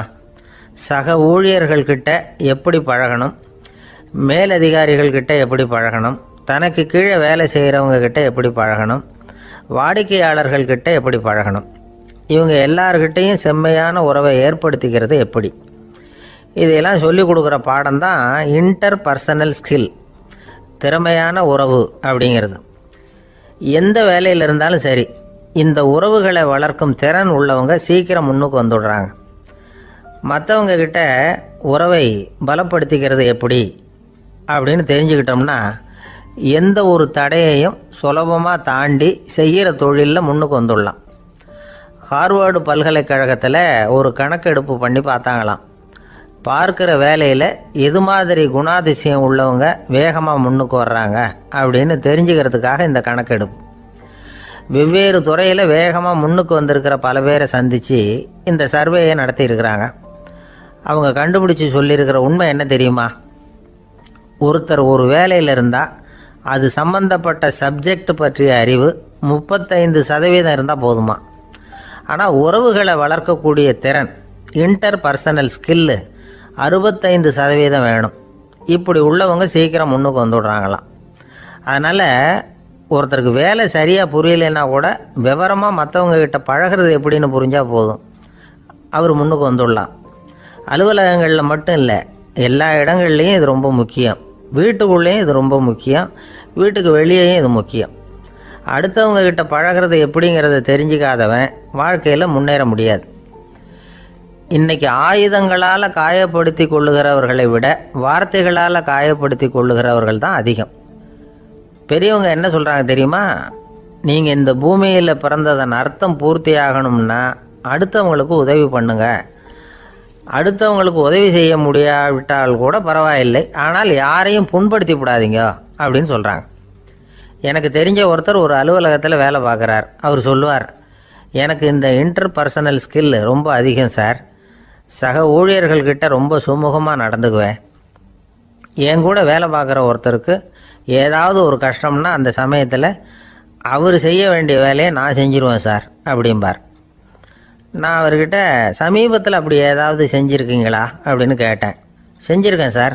போன வாரம் புதன்கிழமை ஆஃபீஸில் என் பக்கத்து சீட்டுக்காரருக்கு வயிற்று வலி. உடனே நான் மெடிக்கல் லீவ் போட்டுவிட்டு எங்கள் வீட்டுக்கு போயிட்டேன் சார் அப்படின்னார். ஒரு சீன தேசத்து அரசர் இருந்தார். அவருக்கு வயசாயிட்டுது. அவருக்கு அடுத்தபடியாக அவருடைய புள்ள பட்டத்துக்கு வரணும், ஆட்சி பொறுப்பை ஏற்றுக்கணும். ஒரு நல்ல தலைவனுக்கு இருக்க வேண்டிய பண்புகள்லாம் தன்னுடைய மகனுக்கு இருக்கணும்னு விரும்பினார் அந்த அரசர். அதனால் இளவரசனை பக்கத்தில் இருந்த ஒரு குரு கிட்ட அனுப்புனார். இளவரசன் அவர்கிட்ட போய் சேர்ந்தான். அந்த குரு என்ன பண்ணார் தெரியுமா? இவனை பார்த்து சொன்னார், இதை பாருப்பா, நீ என்ன பண்ணுற, இப்போவே பக்கத்தில் இருக்கிற காட்டுக்கு போ, நடு காட்டில் போய் ஒரு இடத்துல உட்காந்துக்கோ. அங்கே என்னென்ன சத்தம்லாம் உன் காதில் விழுதுன்னு கவனித்து கேளு. உன் காதில் விழுந்த ஓசைகள் என்னென்னங்கிறத என்கிட்ட வந்து சொல்லு, அதுதான் எனக்கு தெரியணும், உனக்கு வேலையும் அதுதான் அப்படின்னு சொல்லி அனுப்பி வச்சுட்டார். இளவரசன் காட்டுக்கு போனான். குரு சொன்னபடியே ஒரு இடத்துல உட்காந்து கவனித்து கேட்டான். அதுக்கப்புறம் குருக்கிட்ட திரும்பி வந்தான். என்னென்ன சத்தம்லாம் கேட்ட அப்படின்னு கேட்டார் குரு. குருவே, காட்டில் நான் பறவைகள் சத்தம்லாம் கேட்டேன், மிருகங்களின் ஓசையையும் கேட்டேன், இதை தவிர இடி மின்னல் மழை இதுகளோட சத்தத்தையும் கேட்டேன் அப்படின்னா. குரு யோசனை பண்ணார், நீ இன்னமும் சரியாக கேட்கல, அதனால் மறுபடியும் காட்டுக்கு போ, கொஞ்ச நாள் தங்கியிருந்து கேட்டுட்டு வா அப்படின்னார். இளவரசனுக்கு ஒன்றும் புரியல. இருந்தாலும் குருவின் கட்டளையாச்சே, மறுக்க முடியுமா? உடனே அவன் மறுபடியும் காட்டுக்கு போனான். ஒரு இடத்துல உட்காந்தான். கொஞ்ச நேரம் உன்னிப்பாக கவனித்து கேட்டான். சில நாள் கழித்து குருக்கிட்ட திரும்பி வந்தான். குருவே, இந்த தடவை சில துல்லியமான சத்தங்களை எல்லாம் கேட்டான். தேனீ பறக்கிற சத்தம், நீரோடையின் மெல்லிய ஓசை, இதெல்லாம் கேட்டேன்னா. குரு சிரித்தார். நீ மறுபடியும் காட்டுக்கு போ, இன்னும் சில நாள் அங்கே இரு, முழுமையாக கவனமாக கேட்டுட்டு வா அப்படின்னு சொல்லி அனுப்பி வச்சுட்டார். இளவரசனுக்கு குழப்பம் அதிகமாயிட்டுது. ஒன்றுமே புரியல. மறுபடியும் காட்டுக்கு போனான். மௌனமாக ஒரு இடத்துல உட்காந்துட்டான். அப்படியே தியானத்தில் ஆழ்ந்துட்டான். சில நாளில் அவனுக்கு இதுவரை கேட்காத ஓசைகள்லாம் கேட்க ஆரம்பிச்சிட்டுது. இதைத்தான் நான் கேட்கணும்னு என்னுடைய குரு எதிர்பார்த்துருக்கிறாருங்கிறத புரிஞ்சுக்கிட்டான். உடனே குருக்கிட்ட ஓடனான். குருவே, இந்த தடவை காதுகளுக்கு கேட்க முடியாத சில ஓசைகளை கூட என்னால் உணர முடிஞ்சுது. பூ மலருகிற ஓசை, சூரியனால் பூமி சூடாகிறப்போ எழுகிற ஓசை, காலை பனித்துளியை இந்த புல்லுலாம் குடிக்கிற ஓசை, இது எல்லாம் என்னால் நல்லா கேட்க முடிஞ்சுது அப்படின்னா. குருவுக்கு இப்போ தான் திருப்தி ஏற்பட்டு தான். இளவரசனை பார்த்து சொன்னார், இதை பாருப்பா, இப்போ தான் நாட்டை ஆளுகிற தகுதி உனக்கு வந்திருக்குது அப்படின்னு சொல்லி அதுக்கு விளக்கமும் கொடுத்தாராம். எந்த அரசன் தன்னுடைய மக்களின் இதயம் பேசுகிற மௌன மொழியை, மௌன வார்த்தைகளை கேட்குறானோ அவன்தான் ஆள தகுதி உள்ளவன். எந்த அரசன் தன்னுடைய மக்களின் உணர்ச்சிகளை உண்மையாக உணர்றானோ அவன்தான் முதன்மையான அரசன். போலி வார்த்தைகளை மட்டும் கேட்டுட்டு பல மௌன ராகங்களை காதில் வாங்கிக்காதவன் அரசனே இல்லை. எந்த நாட்டில் எப்போ ஒரு அரசன் தன்னுடைய மக்களின் உணர்ச்சிகளை கேட்க மறுக்கிறானோ அன்னையிலேருந்தே அந்த நாடு அழிய தொடங்குது அப்படின்னு அர்த்தம். இதுதான் அந்த குரு இளவரசனுக்கு போதிச்சது. வாயால் பேசுகிறத மட்டும் கேட்டு ஏமாறக்கூடாது, உணர்ச்சிகளையும் கேட்கறதுல தான் மனப்பக்குவம் உண்டாகும். மக்கள் உணர்ச்சிகளை புரிந்து கொள்ளாத அரசர்கள் நீடிச்சிருக்க முடியாது. அது மாதிரி நாடுகளில் அடிக்கடி குழப்பம் தான் உண்டாகும். அப்படி இருந்தால் அடிக்கடி ஆட்சி மாறிக்கிட்டு இருக்கும். அப்படிப்பட்ட ஒரு தேசம், அங்கே ஒரு சிறைச்சாலையில் 3 கைதிகள் பேசிக்கிட்டு இருந்தாங்க. ஒருத்தன் சொன்னான், நான் இந்த நாட்டு ராஜாவை எதிர்த்து பேசிக்கிட்டு இருந்தேன், அதனால் என்னை பிடிச்சி கொண்டாந்து இங்கே போட்டுட்டாங்க அப்படின்னா ஒருத்தன். இன்னொருத்தன் சொன்னான், நான் இந்த நாட்டு ராஜாவை ஆதரித்து பேசிக்கிட்டு இருந்தேன், அதனால் என்னை பிடிச்சி கொண்டாந்து இங்கே தள்ளி விட்டாங்க அப்படின்னா. அது சரி, நீ என்ன தப்பு பண்ண அப்படின்னு சொல்லி 3வது ஆளை பார்த்து இவங்க கேட்டாங்க. அதுக்கு அந்த ஆள் சொல்கிறான், நான் தான் இந்த நாட்டு ராஜா அப்படின்னானா. ஒரு நண்பர், அவர்கிட்ட பேசிக்கிட்டு இருந்தேன். மனித உறவுகள் பற்றி அவர் சொல்லிக்கிட்டு இருந்தார். அமெரிக்காவில் தந்தை மகன் உறவு எப்படி இருக்குது அப்படிங்கிறத விளக்கிறதுக்கு அவர் ஒரு கதையை சொன்னார். ஒரு அப்பா பகல் பூராவும் அலுவலகத்தில் வேலை, ஓடி ஆடி உழைச்சிக்கிட்டு களைச்சி போய் ராத்திரி 10 மணிக்கு மேலே வீடு திரும்பினான். வீட்டு வாசலில் அவரோட மகன் காத்துக்கிட்டு இருக்கிறான். இன்னமும் தூங்கலை. அப்பா வாசல்லையே தடுத்து நிறுத்தி, அப்பா உனக்கு சம்பளம் எவ்வளவு அப்படின்னு கேட்குறான். ஏற்கனவே ஆஃபீஸ் பிரச்சனைகளால் அலுத்து போய் திரும்புகிற அப்பாவுக்கு கோவம் வந்துடுது. என்னடா இப்படிலாம் கேளுன்னு உங்கள் அம்மா உனக்கு சொல்லி கொடுத்தாளா அப்படின்னு சொல்லிவிட்டு உள்ளே போய் சட்டையை கட்டி மாட்டி விட்டு குளிச்சு விட்டு மறுபடியும் வெளியில் வந்து உடையை மாற்றுகிற சமயம் அப்போ மறுபடியும் மகன் உள்ளே வந்து நிற்கிறான் அவர் முன்னாடியே. அப்பா உனக்கு எவ்வளவு சம்பளங்கிறான் மறுபடியும். அப்பாவுக்கு எரிச்சல் அதிகமாகிட்டுது. மணிக்கு $20 போதுமா அப்படின்னார். அப்படின்னா எனக்கு ஒரு $10 தர முடியுமான்னா மகன். இதுக்கு தான் என் சம்பளம் எவ்வளவுன்னு கேட்டியா? 2ஆம் வகுப்பு படிக்கிற உனக்கு எதுக்குடா $10 அப்படின்னு கத்திவிட்டு தொலைக்காட்சி பெட்டியின் முன்னாடி போய் உட்காந்துக்கிட்டு ஏதோ நிகழ்ச்சியை பார்க்க ஆரம்பிச்சிட்டார். கொஞ்ச நேரம் கழித்து மறுபடியும் மகன் வந்து நிற்கிறான். அப்பா ப்ளீஸ் எனக்கு ஒரு $10 கொடுக்க முடியுமா? மகனுடைய கண்களில் கண்ணீர். என்னடா அவன் கண்ணீரை காட்டி காரியம் சாதிக்கலாம்னு பார்க்குறியா? ஒரு காசு கூட கொடுக்க மாட்டான் போ அப்படின்னு விரட்டி விட்டான். மகன் கண்ணீரை தொடச்சிக்கிட்டே கண்ணை தொடச்சிக்கிட்டு பேசாமல் போய் படுத்துக்கிட்டானா. கொஞ்ச நேரம் ஆச்சு. அப்பாவோட கோபம் கொஞ்சம் கொஞ்சமாக குறைஞ்சிது. பிள்ளைகிட்ட கோபமாக கத்துனது தப்பு தாங்கிறது புரிஞ்சுது அவனுக்கு.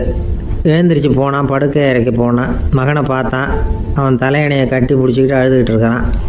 அவனை மெல்ல நெருங்கி அவங்ககிட்ட எதமாக பேசுகிறதுக்கு ஆரம்பித்தானான். எதுக்குடா உனக்கு $10 பள்ளிக்கூடத்தில் கேட்டாங்களா அப்படின்னு கேட்டானா. மகன் சொல்லியிருக்கான், இல்லை டாடி, உனக்கு 1 மணி நேரம் சம்பளம் $20ன்னு சொன்னேன். நீ ஏற்கனவே எனக்கு கொடுத்த பாக்கெட் மணி $10 என்கிட்ட இருக்குது. இப்போ நீ இன்னொரு $10 கொடுத்தீங்கன்னா அதையும் சேர்த்து $20 ஆகிடும். அந்த $20 நான் உனக்கு கொடுத்துருவேன். அப்படி கொடுத்தா நீ என் கூட 1 மணி நேரம் செலவழிப்ப இல்லையா? அதுக்காக தான் $10 கேட்டேன் அப்படின்னு சொன்னானா. அந்த அப்பா கண்ணு கலங்கி போச்சான். ஆதரவோடு தன்னுடைய மகனை கட்டி பிடிச்சி அழ ஆரம்பிச்சிட்டாராம். இதுதான் நண்பர் சொன்ன கதை. அமெரிக்கா மட்டும் இல்லை, உலகம் பூராவும் இன்றைக்கி மனித உறவுகள் இப்படி தான் மாறிக்கிட்டு இருக்கு. பெரியவர்கள் அறிவுரை என்ன தெரியுமா? உங்கள் குழந்தைகளிடமிருந்து குழந்தை பருவத்தை பிரித்து விடாதீர்கள் அப்படிங்கிறது தான். அதாவது இன்றைய குழந்தைகள் தங்கள் பிருந்தாவனத்தை இழந்து விடுகிறார்கள் அப்படிங்கிறது அவங்களுடைய கருத்து. இந்த நிலைக்கு நாம் காரணமாக இருந்துடக்கூடாது. குழந்தைகளோட விளையாடுவோம், குடும்பத்தோடு உறவாடுவோம் அப்படிங்கிறது தான் நம்முடைய நோக்கமாக இருக்கணும். இன்றைய உறவு முறைக்கு இன்னொரு உதாரணம் சொல்லுவாங்க. ஒருத்தர் வந்தாராம். அவர் பக்கத்தில் ஒரு சின்ன பையன். நாம் அவரை விசாரிக்கிறோம், யார் இந்த பையன் அப்படின்னா அவர் சொல்கிறார், இவன் எனக்கு தூரத்து உறவு அப்படின்னாராம். இந்த தூரத்து உறவுன்னா எப்படின்னு இருக்கான். இதுக்கு அவன் சொல்லியிருக்கிறான், இவன் எங்கள் அப்பாவுக்கு 8வது புள்ளை அப்படின்னானான். கணவன் மனைவி அன்பாக இருக்கணும், ஒருத்தர் நல்லா புரிஞ்சுக்கணும், விட்டு கொடுக்குற மனப்பான்மை வேணும். அதுதான் ஒரு நல்ல குடும்பம். இன்றைக்கி பல குடும்பங்களில் அர்த்தமில்லாத சண்டைகள் தான் அதிகம். கிராமப்புறங்களில் வேடிக்கையாக ஒரு கதை சொல்லுவாங்க. ஒரு ஊரில் ஒரு ஆள் இருந்தான். வேலை வெட்டி இல்லாமல் சும்மாவே இருந்தான். அவனுக்கு கல்யாணம் பண்ணி வச்சாங்களாம். மனைவி வந்து சேர்ந்தா. சும்மாவே உட்காந்துருக்கிறியே, ஏதாவது சம்பாதிக்கிற வழியை பாரு அப்படின்ட்டுருக்கா. அதுக்கு தான் யோசனை பண்ணிகிட்டு இருக்கிறேன், ஒரு அருமையான ஐடியா அப்படின்னானா. என்ன அது சொல்லு அப்படின்ட்டுருக்கா. அவன் ஒரு ஆட்டுக்குட்டி வாங்க போகிறேன்ருக்கான். அதை வாங்கி என்ன பண்ண போகிறேன்னா, அந்த குட்டி வளரும், பெருசாகும், அதுக்கப்புறம் அது நிறைய குட்டி போடும் அப்படின்ட்டுருக்கான். சரி, அப்புறம் என்ன, அதையெல்லாம் சந்தையில் கொண்டுட்டு போய் விற்றுவிட்டு அந்த காசுக்கு ஒரு எருவு மாடு வாங்கலாம். சரி, அது எதுக்கு?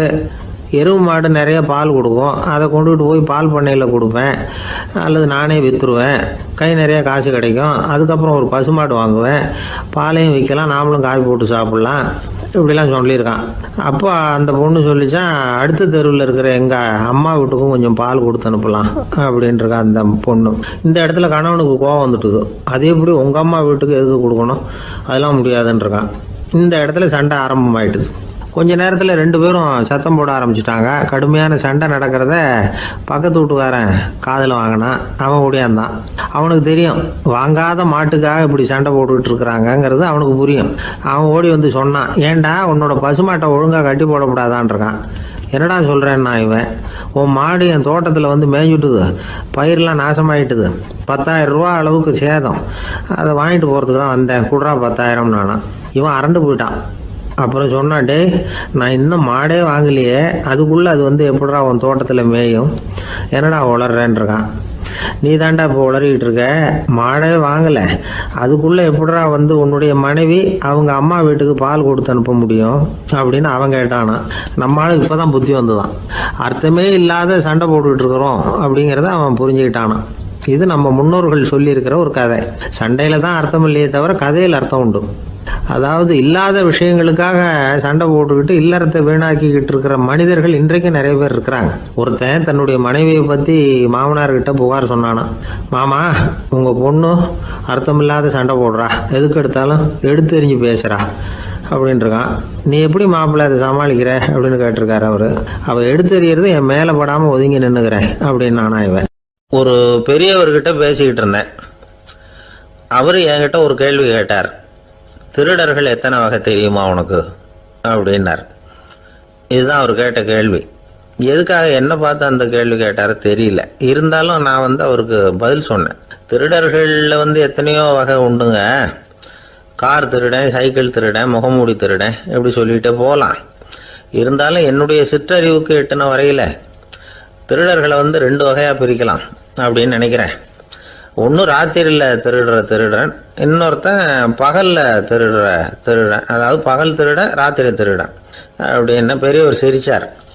என்ன சிரிக்கிறீங்களே, என்ன கள்வர்கள் 4 வகை அப்படின்னு ஆரம்பித்தார். எப்படின்னு கேட்டேன். சாப்பாட்டுக்கு இல்லாமல் திருடுறாங்க பாருங்க, அது ஒரு வகையான். சாப்பாட்டுக்கு இருந்தும் திருடுறாங்க பாருங்க, அது ஒரு வகையான். இதை தவிர இன்னும் ஒரு 2 வகை திருட்டு உண்டு. அது என்னன்னா, ஆண்டவன் கிட்ட இருந்து நாம திருடுற திருட்டு, இன்னொன்று என்னன்னா நம்ம கிட்ட இருந்து ஆண்டவன் திருடுற திருட்டு அப்படின்னார். எனக்கு ஒன்றும் புரியல. என்ன சார் இது, ஆண்டவனையே திருடன்னு சொல்றீங்களே அப்படின்னு ஆச்சரியமா. ஆமாங்க, ஆண்டவனை கல்வன்னு சொல்றது இல்லையா. காஞ்சிபுரத்துக்கு பக்கத்தில் திருக்கார்வனம் அப்படின்னு ஒரு ஊர் இருக்கு. அங்கே உள்ள பெருமாளுக்கு கல்வர்னு தான் பேர். அது மட்டும் இல்லை, திருமங்கை ஆழ்வார் தம்முடைய திரு நெடுந்தாண்டகத்தில் கார்வனத்துள்ளாய் கல்வா அப்படின்னு தான் அழைக்கிறார் அப்படின்னு நிறைய உதாரணம்லாம் சொல்ல ஆரம்பித்தார். அதுக்கப்புறம் அவர்கிட்ட பேசி நான் புரிஞ்சுக்கிட்ட விவரங்களை தான் நான் இப்போ உங்ககிட்ட சொல்ல போகிறது.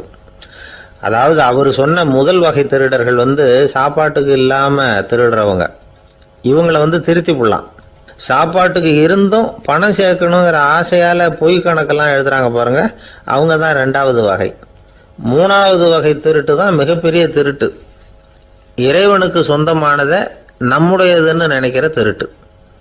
எது இறைவனுக்கு சொந்தமானது அப்படின்னா ஆத்மா. பகவானுக்கு சொந்தமான ஆத்மாவை நம்முடையதுன்னு நினைக்கிறது தான் அந்த மாபெரும் திருட்டு. இதுக்கு பேர் தான் ஆத்மாபகாரமா. சரி, இதுக்கு பரிகாரம் என்ன? எல்லாம் இறைவனுடையது, நமக்கு ஒன்றும் இல்லை அப்படின்னு நினைக்கிறது தான் இதுக்கு பரிகாரம். இதெல்லாம் இருக்கட்டும். 4வது திருட்டு ஒன்று சொன்னோம்ல, ஆண்டவன் நம்மகிட்ட இருந்து திருடுறது. அது எப்படி? ஆண்டவனை கல்வன்னு சொல்கிறாங்க, அது சரி. அவர் என்னத்தை திருடினார்? இப்போ இன்னொருத்தருக்கு சொந்தமான ஒன்றை எடுத்து வச்சுக்கிறது தான் கள்ளத்தனம். ஆனால் ஆண்டவன் எடுத்துக்கிட்டோம்னா இருக்கிறது எல்லாமே அவனுக்கு சொந்தம். அப்படி இருக்கிறப்போ அவரை எப்படி கல்வன்னு சொல்கிறது? இது என்ன புரியாமல் இருக்குதே அப்படின்னு சொல்லி பார்த்தா அதுக்கும் விளக்கம் சொல்கிறாங்க அவங்க. அதாவது ஆண்டவனுக்கு உருவமே கிடையாது, அரூபமாக இருக்கிறவன், அதாவது உருவம் இல்லாமல் இருக்கிறவன். அப்படி உள்ள பகவான் நம்மளை மாதிரி உருவத்தில் இருக்கிறான். நம்மளை மாதிரியே கை காலு மூக்கெல்லாம் இருக்குது ஆண்டவனுக்கு. இந்த உருவம் நம்மகிட்ட இருந்து திருடினது தானே. அவன் தன்னுடைய உண்மையான திருமேனியை நமக்கு காட்டாம, அதாவது தரிசனம் கொடுக்காம இருக்கிறது கள்ளத்தனம் தானே. அதனால தான் இதுவும் ஒரு பெரிய திருட்டு, இருக்கிறதுலேயே மிகப்பெரிய திருட்டு அப்படிங்கிறார். என்கிட்ட பேசிக்கிட்டு இருந்தார், இந்த விஷயம்லாம் சொல்லிட்டு இருந்தாரு அந்த பெரியவர். அதாவது திருட்டை ஆன்மீக நோகத்தில் அவர் பார்க்குறார். நம்ம பார்வையில் இதை விட அபூர்வமான திருட்டுலாம் இங்கே உண்டு. அபூர்வமான திருடர்களும் உண்டு. ஒரு திருடன் சிறையிலிருந்து விடுதலையாகி வெளியில் போனான். கொஞ்ச நாளில் மறுபடியும் திரும்பி ஜெயிலுக்கு வந்துட்டான். அப்போது சிறை அதிகாரி அவனுக்கு அறிவுரை சொன்னாராம்.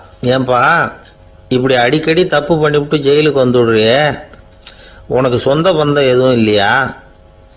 உனக்கு அப்பா, அண்ணன், தம்பிகள் அவங்க கூட எல்லாம் சேர்ந்து வாழணுங்கிற ஆசை இல்லையா அப்படின்னு கேட்டிருக்கார். அவங்களோட சேர்ந்து வாழணுங்கிற ஆசை எனக்கு நிறைய உண்டுங்க சார் அப்படின்னு அவன்.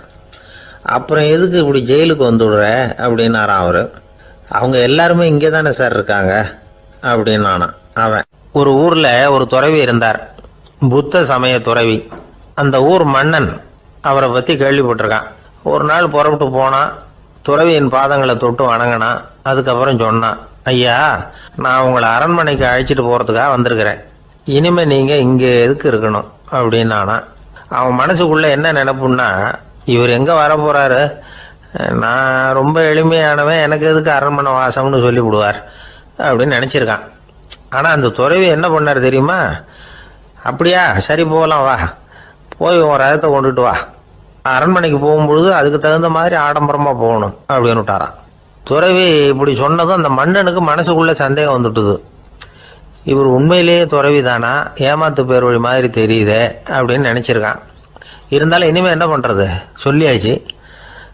ரதத்தை கொண்டுட்டு வந்தான். துறவி ஏறி உக்காந்தார். பக்கத்தில் ராஜா. அவர் ரொம்ப உற்சாகமாக வரார். இவன் ரொம்ப சோர்ந்து போய் வரான்.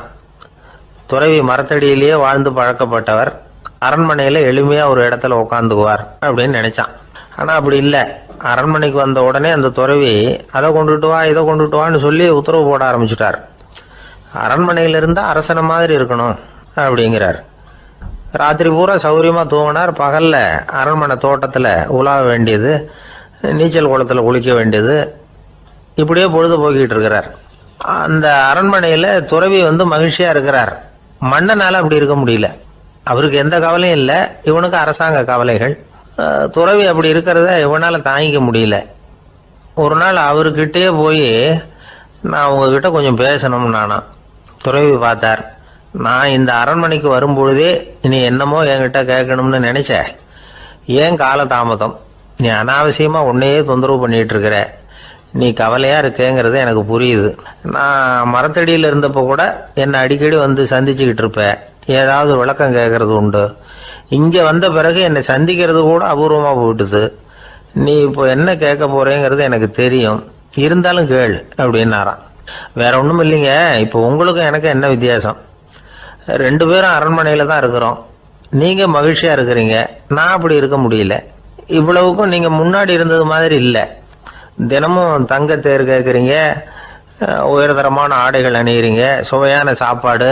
இப்படி இருக்கிறப்போ உங்களுக்கும் எனக்கு என்ன வித்தியாசம்? இதுதான் மன்னனுடைய கேள்வி. இதுக்கு பதில் சொல்கிறேன், என் கூட புறப்பட்டு வா, இந்த நகரத்துக்கு வெளியில் போவோம் அப்படின்னு சொல்லி அரசனை கூப்பிட்டுக்கிட்டு ஊர் எல்லைக்கு சேர்ந்தார் துறவி. அங்கே போய் சொன்னார், இதை பாருப்பா, இந்த இடத்த தான் தேடிக்கிட்டு இருந்தேன். இனிமே நான் திரும்பி வரப்போறதில்ல. நீ என்னோட வர்றியா, திரும்பி போறியா அப்படின்னார். நான் எப்படிங்க உங்கள் கூட வர முடியும்? என்னுடைய நாடு, என்னுடைய சொத்துக்கள், மனைவி, மக்கள் எல்லாத்தையும் விட்டுட்டு எப்படிங்க வர்றதுன்னா. இப்போ அந்த துறவி சொன்னார், இப்போ வித்தியாசத்தை தெரிஞ்சுக்கிட்டியா? நான் அரண்மனையில் இருந்தேன், எல்லா வித பொருள்களும் உடையவனா இருந்தேன், ஆனால் எதையும் சொந்தம் கொண்டாடுறவனா இருக்கல. ஆனால் நீ அப்படி இல்லை, எல்லாத்தையும் சொந்தம் கொண்டாடிக்கிட்டு இருக்கிற. இதுதான் நமக்குள்ள வித்தியாசம் அப்படின்னு சொன்னார். அரண்மனை ஆடைகளை அப்படியே களைஞ்சார், அரசங்கிட்ட கொடுத்தார். உன்னுடைய ஆடைகளை நீயே வச்சுக்கோன்னார். அவர் பாட்டுக்கு நடந்து போனார், திரும்பியே பார்க்கல. அரசனுக்கு அப்பதான் தன்னுடைய அறியாமை விளங்குச்சான். இதிலிருந்து நாம புரிஞ்சுக்க வேண்டியது என்னன்னா, இந்த உலகத்துல எத்தனையோ பொருள்கள், அதையெல்லாம் முறையா பயன்படுத்தினா மகிழ்ச்சி. அதை விட்டுட்டு அதுக்கெல்லாம் சொந்தம் கொண்டாட ஆரம்பிச்சா கவலை. நம்ம ஆட்கள் சொந்தம் கொண்டாடுற விதமே தனி. ஒரு ஆளு இன்னொருத்தங்கிட்ட ஒரு கொடை கடன் வாங்கியிருந்தான், திருப்பி கொடுக்கல. கொடையை கொடுத்தவன் கேட்டான், என்கிட்ட கடன் வாங்கினிய கொடை, அதை கொஞ்சம் திருப்பி தர்றியான்னா. அது உனக்கு இப்போ அவசரமா தேவைப்படுதா அப்படின்னு கேட்டான் இவன். எனக்கு தேவைப்படல, அந்த கொடையை நான் யாருக்கிட்ட வாங்கியிருந்தேனோ அவனுக்கு இப்போ அது அவசரமா தேவைப்படுது அப்படின்னு அந்த ஆள். ஒரு ஊர்ல ஒரு புகழ்பெற்ற பத்திரிகையாளர் இருந்தார். அவர் ஒரு நாள் திடீர்னு இறந்து போயிட்டார். அதுக்கப்புறம் நேரா சொர்க்கத்துக்கு போனார். சொர்க்கத்தின் வாசல்ல நின்றுகிட்டு இருந்த ஒருத்தர் அவரை தடுத்தார். இதை பாரு, ஏற்கனவே இங்க 12 பத்திரிகையாளர்கள் இருக்கிறாங்க, அவங்களுக்கு இங்க வேலை இல்லை. அதுக்கு என்ன காரணம்னா, சொர்க்கத்துல திடுக்கிடும் செய்திகள்லாம் ஒன்றும் கிடையாது. அப்படி என்ன இருக்க போகுது? இங்க எல்லாம் அது ஒழுங்கா நடந்துகிட்டு இருக்கோம். எல்லாம் ஒழுங்காக நடந்தால் பத்திரிகைகளுக்கு சுவாரஸ்யமான கொலை கொள்ளை தீ வைப்பு இது மாதிரி எதுவும் இங்கே இல்லை. ஏற்கனவே இங்கே இருக்கிறவங்க எல்லாரும் மரத்தடியில் உட்காந்துக்கிட்டு தியானம் பண்ணிகிட்டு இருக்கிறாங்க. அந்த ஒரே செய்தி தான் தினமும் இங்கே வந்துக்கிட்டு இருக்குது. அதை படிக்கிறதுக்கே இங்கே ஆள் கிடையாது. அதனால் நான் என்ன சொல்கிறேன்னா, நீ பேசாமல் நரகத்துக்கே போயிடு. அங்கே எவ்வளவோ நிகழ்ச்சிகள் நடந்துக்கிட்டு இருக்கு. அங்கே தான் அதிகமான பத்திரிகையாளர்கள் தேவைப்படுறாங்க. அங்கே உனக்கு நிறைய வேலை இருக்கும். அதை செய்கிறதில்ல நீயும் மகிழ்ச்சியாக இருக்கலாம் அப்படின்னு சொன்னாராம். அங்கே அந்த சொர்க்கத்தின் வாசலில் நின்றுக்கிட்டு இருந்தவர். இந்த பத்திரிகையாளர் அங்கேயே நின்று கொஞ்சம் யோசனை பண்ணார். இவருக்கு சொர்க்கத்திலே இருக்கணும்னு தான் ஆசை. அதனால் மெதுவாக அவர்கிட்ட பேசினாராம். ஐயா, என்னை ஒரு 24 மணி நேரம் இங்கே உள்ளே இருக்கிறதுக்கு அனுமதி கொடுங்க. இங்கே இருக்கிற பல பத்திரிகையாளர்களை எனக்கு தெரியும். அவங்களில் சில பேரை சமாதானப்படுத்தி மெதுவாக பேசி நரகத்துக்கு அனுப்பி வச்சுட்றேன். நான் இங்கே இருந்துக்கிறேன். உங்கள் கணக்குப்படி 12 பேருக்கு மேலே இங்கே தாண்டாது, அப்படி பார்த்துக்கிறேன் அப்படின்னாராம். அவரும் யோசனை பண்ணி பார்த்துட்டு, சரி அப்படியே உனக்கு அனுமதி கொடுக்குறேன். ஆனால் ஒரு விஷயம், 24 மணி நேரம் தான் அனுமதி, அதுக்குள்ளே எல்லாம் நடக்கணும் அப்படின்ட்டுருக்கார். சரின்னு சொல்லிவிட்டு இந்த பத்திரிகையாளர் உள்ளே போனார். யோசனை பண்ணார். திட்டம் போட்டு ஒரு பொருளையை கிளப்பி விட்டார். சக பத்திரிகையாளர்கள் எல்லாம் கூப்பிட்டு சொன்னாராம், இந்த பாருங்க, நரகத்தில் ஒரு பெரிய தினசரி பேப்பரை கொண்டுகிட்டு வர்றதுக்காக திட்டம் போட்டுக்கிட்டு இருக்காங்க. அதுக்கு பல அதிகாரிகள் தேவைப்படுறாங்க. நிறைய சம்பளம் கிடைக்கும். யார் யாரெல்லாம் நரகத்துக்கு போக ஆசைப்படுறாங்களோ அவங்கெல்லாம் போகலாம் அப்படின்னு ஒரு பொருளையை கிளப்பி விட்டார். 24 மணி நேரம் கழித்து வாசல் பக்கம் போனார். அங்கே இருந்தவர்கிட்ட எத்தனை பேர் வெளியேறினாங்கன்னு விசாரிச்சாராம். அப்போ அவர் இவரை, நீ வெளியே போகக்கூடாது, முதல்ல உள்ளே தான் இருக்கணும் அப்படின்னு தடுத்தாராம். அப்புறம் சொன்னாராம், நீ சொன்ன செய்தியை கேட்டதும் இங்கே இருந்த எல்லா பத்திரிகையாளர்களுமே நரகத்துக்கு போயிட்டாங்கப்பா, உள்ளே யாருமே இல்லை, அதனால் நீ உள்ளே இருக்கலாம் அப்படின்னாராம். இதை கேட்டதும் இந்த பத்திரிகையாளரே குழம்பி போயிட்டார். ஒருவேளை உண்மையிலேயே நரகத்தில் புதுசாக பத்திரிகை ஏதாவது ஆரம்பிக்க போகிறாங்களோ அப்படின்னு அவரே நினைக்க ஆரம்பிச்சிட்டாராம். அப்புறம் சொன்னாராம், ஐயா என்னை விட்டுருங்க, நான் நரகத்துக்கே போயிடுறேன், அங்கே ஏதோ விசேஷம் இருக்கணும் அப்படின்னாராம். இல்லைன்னா இத்தனை பேரும் ஒட்டு மொத்தமாக அங்கே போகிறதுக்கு சான்ஸே இல்லை, என்னை தடுக்காதீங்கன்னு கெஞ்ச ஆரம்பிச்சிட்டாராம். மற்றவங்க நம்பணுங்கிறதுக்காக ஒரு பொருளையை கிளப்பி விட்டார். கடைசியில் தானே அந்த பொருளைக்கு ஆளாயிட்டார். அதாவது பிறரை ஏமாற்றி அவரது மனம் கடைசியில் அவரையே ஏமாற்ற ஆரம்பிச்சுட்டு பாருங்க. நீங்கள் இப்படி அடுத்தவங்களை ஏமாத்துறதுக்கு உங்கள் மனசை பழக்கப்படுத்துறீங்க, ஆனால் கடைசியில் அதனால் நீங்களே ஏமாற்றப்படுகிறீர்கள் அப்படிங்கிறது பெரியவர்களுடைய புத்திமதி. அதனால் உங்கள் மனசுக்கிட்ட ரொம்ப எச்சரிக்கையாக இருங்கோ அப்படிங்கிறாங்க. நம்ம ஆளுங்க அங்கே போய் என்ன சொல்லுவாங்கன்னா, இந்த மாதிரி அங்கே போகாத இங்கே போகாதேன்னு பயமுறுத்துறது உண்டு. சில பேர் அங்கே பேய் இருக்குது, பிசாசு இருக்குது அப்படின்னு பொருளையை கிளப்பி விடுறது உண்டு. இருட்டு நேரம் காட்டு வழியாக ஒருத்தன் போய்கிட்டு இருக்கிறான். அங்கே பேய் பிசாசு நடமாட்டம் இருக்கிறதாக வதந்தி. இவன் பயந்துக்கிட்டே வேகமாக போகிறான். காடு முடிஞ்சு மெயின் ரோட்டுக்கு வந்து சேர்ந்தான். அப்பாடா, ஒரு பஸ்ஸு நின்றுக்கிட்டு இருக்கு தனியாக. இருட்டில் லேசாக தெரிஞ்சுது. ஓடி போய் ஏறி உள்ளே உட்காந்துக்கிட்டான். பயந்துக்கிட்டே போனவன் அப்புறம் தான் தெரியுது உள்ளே யாருமே இல்லை, டிரைவரும் இல்லை, கண்டக்டரும் இல்லை, வேற யாரும் இல்லை. இவனுக்கு பேய் பயம் அதிகமாக போட்டுது. ஏன்னா நடு ராத்திரி. இந்த நேரம் பார்த்து அந்த பஸ்ஸு தானே நகர ஆரம்பிச்சுதான். இவனுக்கு இன்னும் பயம் அதிகமாக போட்டுது. ஏன்னா டிரைவர் சீட்டு காலியாக இருக்குது, பஸ்ஸு நகருது. இவன் உடம்பு பூரா நடுங்க ஆரம்பிச்சுட்டுது. வீல்னு கத்தலாமான்னு பார்த்தான். அந்த நேரம் பார்த்து அவன் தோளில் ஒரு கை விழுந்துதான். திடுக்கிட்டு திரும்பி பார்த்துருக்குறான். அங்கே டிரைவர் நிற்கிறார். அவர் சொன்னாராம், ஏன்பா ஏற்கனவே பஸ்